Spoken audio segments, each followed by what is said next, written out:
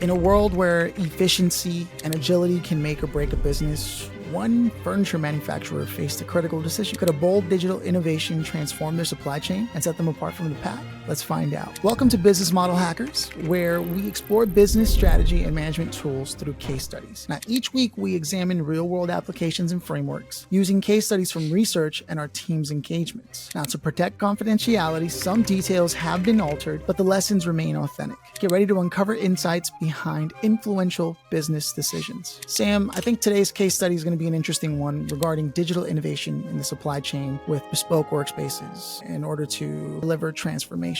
So I was wondering if you could set the stage for us. What was the situation at Bespoke Workspaces? Sure. Bespoke Workspaces was a small manufacturer in the southeast of the United States. It had two factories. They both produce customized office furniture. So basically they work with contractors, architects, direct business owners who provide hundreds of different designs that they need to fulfill for, let's say, new office furnishing or requirement they had. So Bespoke had just invested in a new end-to-end planning system. But, despite that, the big problem they were facing is that when their sales grew, their working capital needs also increased exponentially, right? Which kind of put a strain on their ability to scale because the cost of financing the growth started eating into their EBITDA margins as opposed to growing their EBITDA margins with sales. So management at the time realized that the key to solving the issue was the supply chain or agility and improving information flow with both vendors and customers, especially given the increasing frequency or the customization intensity of their product offering. Yeah, that sounds like a really complex supply chain to manage.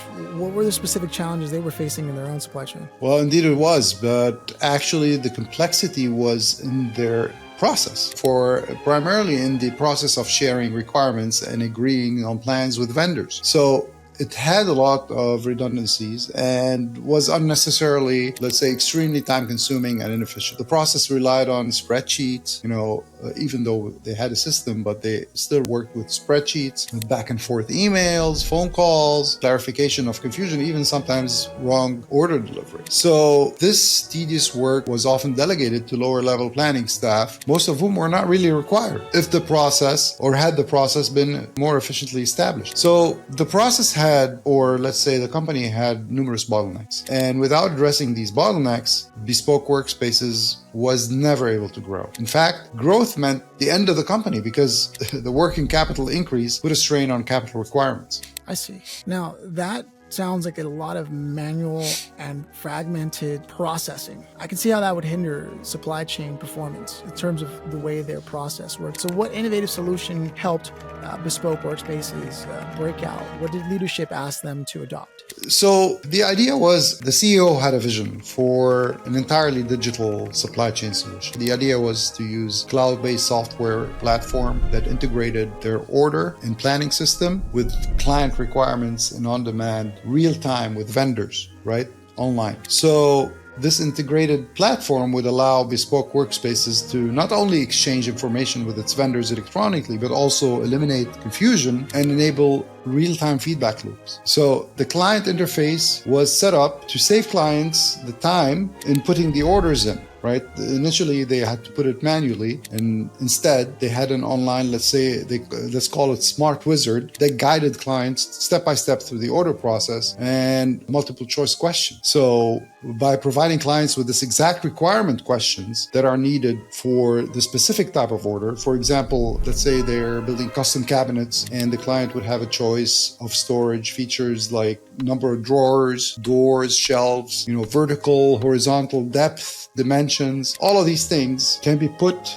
through that wizard. So this can be done in a combination of entries, multiple choice questions, real-time visual representations. So all of these were displayed in the wizard. So next, after all of these, there will be, for example, the type of material. Is it wood, metal, etc. Then the color. Okay, all of those are step by step in the wizard. So basically all of that, all the client needed to do or perform is complete the order through that wizard. Once that was completed, the system was designed automatically to spit out the bill of material, which went straight to vendors or suppliers. So imagine all that process that was done initially manually now is done automatically from the client side, putting the order in and going straight to the vendors, obviously through a quality control check in the middle. So given the factory's location and the furniture cluster, the material was readily available and could be made available, let's say within 24 hours, and delivered to the factory's doors directly as the items in the bill of material went directly to the suppliers. And this eliminated the need to hold inventory, right? So what happens next is the factory only kept essential inventory at hand. So the manufacturing was smooth and clear, feedback to client was immediate and sent automatically for confirmation after the wizard is completed. So overall, this new process cut the working capital requirement by 90%. In fact, Bespoke Workspaces switched to positive delta working capital through this process. Basically eliminated the need to borrow for growth. How cool is that? The last thing to mention is that the fact they went fully online for order to delivery enabled them to grow beyond their physical locations. So initially they were primarily competing in their regional space. Now they could expand and they competed nationwide. Yeah, this is what you call a forward-thinking approach. I imagine though that finding like the right technology vendor was probably one of the biggest obstacles or challenges. Well, I would agree with you if this was 20 years ago, right? Back then you needed a large enterprise resource planning system like ERP, or to get this done system like SAP or Oracle were the only options. But these kind of resources were only in the hands of large companies who could afford them. But today, this whole process costs less than $50,000 to complete. You may be thinking to yourself, how come? Well, it's simple. We at Business Model Hackers, for example, have done this kind of transformation over the past decade for countless small and medium-sized businesses. It's neither complex nor difficult. The online interface, the website is very simple, costs less than $10,000 to get it up and running. As for the database and bill of material, most times we find these within the client's in-house expertise and can be concluded in a couple of weeks through a smart databases. Today, with the availability of AI and large language models, this yields even better customization and accuracy on bill of material. I mean, previously, we may have restricted the order to certain models and product configurations because the trade-off between scale and more features is, in such a scenario, is clearly on the side of scale and lower cost to client. But with the help of AI, you can not only help in processing complex orders, but you can also set up to assist clients in configuring products that are easier and cheaper and quicker to manufacture. Yeah. There are some really inspiring things to think about in terms of how they were able to take bespoke workspaces from the waste of their resources to actually getting ahead. And I guess I'm going to go into my takeaways now. Look, for a small furniture manufacturer, transforming its supply chain is a huge undertaking. But through a simple, low-cost yet powerful digital automation, they did it. And this all involved implementing some cloud-based software platform, integrating their order and planning system, then streamlining the entire process from client order placement all the way to vendor collaboration and material procurement. The entire investment was in the 5-figure range. Incredible to learn about that, specifically because, as Sam had pointed out, it used to be only in the hands of enterprises, but not so much anymore. So this user-friendly online wizard empowered clients to easily customize their order, and while the system automatically generated the bills of materials and sent them directly to suppliers, it reduced